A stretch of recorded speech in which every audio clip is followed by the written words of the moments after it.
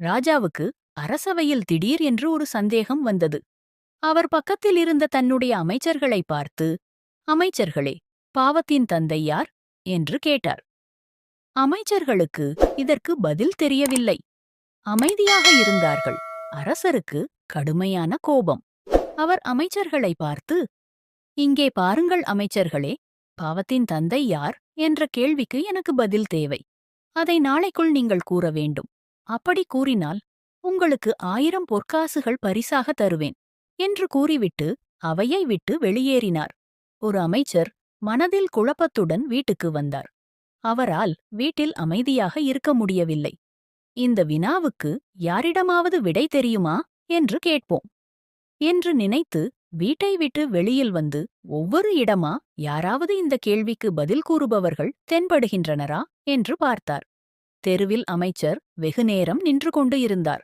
அப்போது தெரு வழியாக அந்த நகரத்தில் இருந்த பணகாரியாக இருந்த விலைமகள் ஒருத்தி வந்தாள். அவள் தெருவில் அமைச்சர் நிற்பதைக் கண்டு, ஐயா, எதற்காக இங்கு நின்று கொண்டிருக்கீங்க என்று கேட்டாள். அதற்கு அவர், பாவத்தின் தந்தை யார் என்ற கேள்விக்கு பதில் தெரியணும்.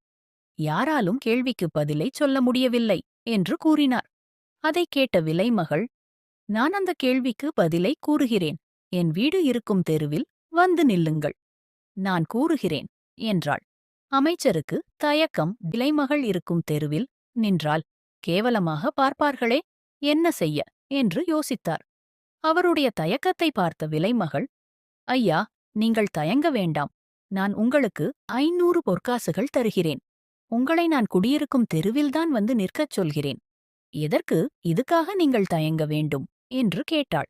அவள் கூறியதைக் கேட்ட அமைச்சர், என்னை தெருவில்தான் வந்து நிற்க சொல்கிறாள். அதோடு மட்டுமில்லாமல் 500 பொற்காசுகள் வேறு தருகிறேன் என்று கூறுகிறாள்.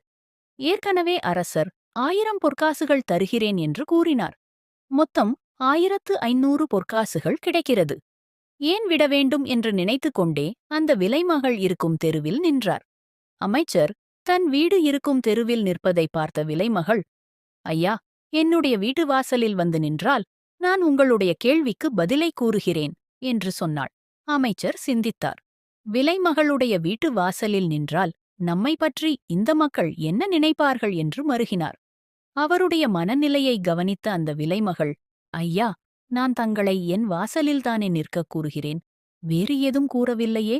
நீங்கள் வாசலில் வந்து நின்றால் 1000 பொற்காசுகள் தருகிறேன் என்று கூறினாள். அமைச்சருக்கு வியப்பு. நமக்குச் சும்மாவே 1000 பொற்காசுகள் கிடைக்கின்றதே. அதை